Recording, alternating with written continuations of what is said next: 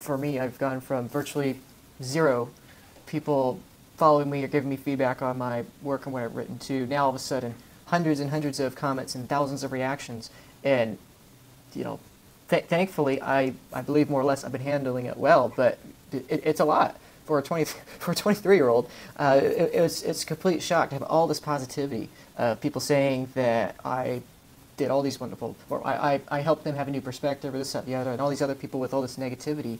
And that was the question I had for you, is because our brains aren't designed for that. Our brains are used to small communities of, a few dozen or 100 people, whatever, just all this information. So for me right now, obviously I have my personal example, but I think it's also true for other people that have passionate topics and they are bombarded with news headlines, or perhaps they're a Bitcoiner and they have family, friends, coworkers that they want to share the idea of Bitcoin with them, but there's that gap there.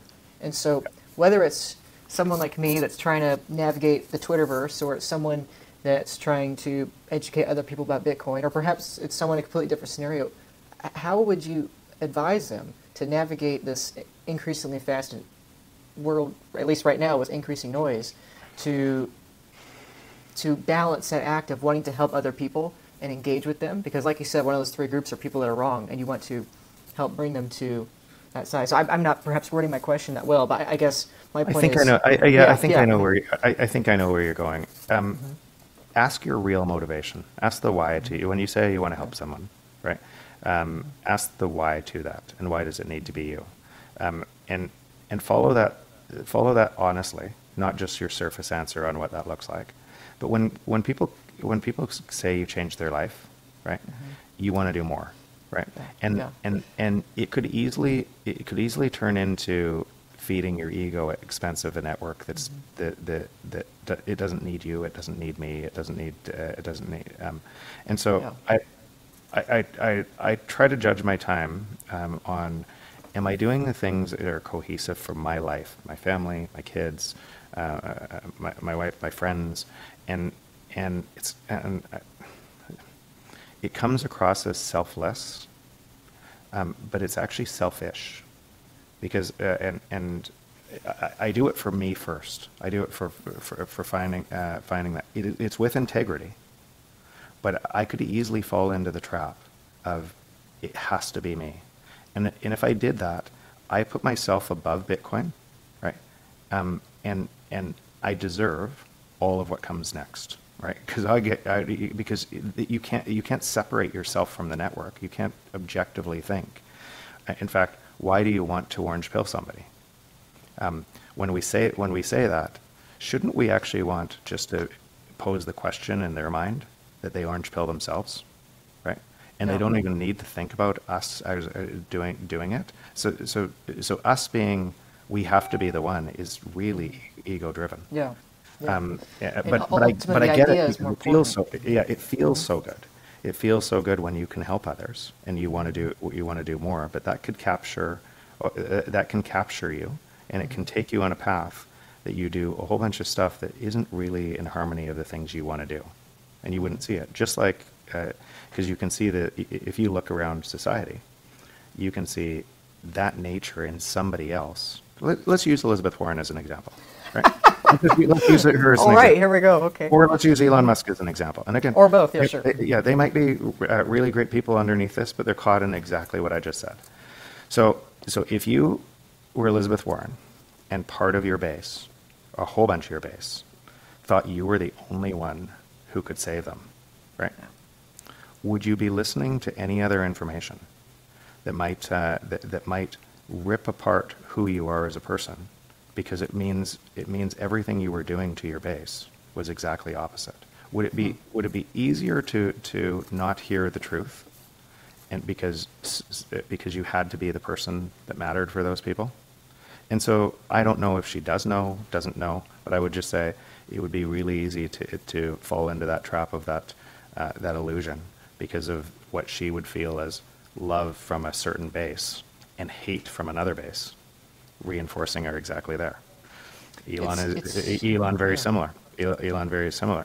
If everyone said you were the only one that could save the world, when, and you created all these incredible businesses, and you're the one that's going to save communication for the entire planet, right? You're the one that fight that other group, and one group is all over him, and one group is telling him he's the savior of the world. Would it be easy to believe that narrative? And so, Well, if you can see it in other people, realize there's a piece of it in you too. yeah, I fully agree with that, and I think today is the example that we're recording this on the day that Elon incorporated Dogecoin, I guess, to Twitter, and it's like that's your exact point, that Elon has bought and managing Twitter now in the name of free speech, and basically fighting this other group that is oppressing free speech, sure, but at the same time he's also a part of it, just a parallel centralized system. And New face on a different problem. My guy wins versus those other bad guys. Us versus them. Yeah, and it's all on both sides of it. Mm-hmm. It's nonsense. Can't be solved from a system based on manipulated money. I really appreciate you taking the time to engage with this Bitcoin content. I put in so much work into these educational services, put them out there for free, hopefully to get as many people interested in these messages as possible and having new perspectives when it comes to understanding Bitcoin. And this is because I think the first and foremost problem facing Bitcoin adoption is the need for education. And so hopefully this video has serviced that need for you. And secondly, it's the need for self-custody. Self-custodying your Bitcoin is extremely important, and I highly encourage you to do it as soon as possible, because as Bitcoin increases in adoption, increases in speed, and increases in demand, not just from people, but from high net worth individuals, companies, corporations, and organizations. In all these cases, the demand for self-custody solutions is only going to exponentially increase. And so wherever you are in your Bitcoin journey, if you are buying Bitcoin, if you are trying to understand Bitcoin better, I highly encourage that after the education, you quickly get into that self-custody route.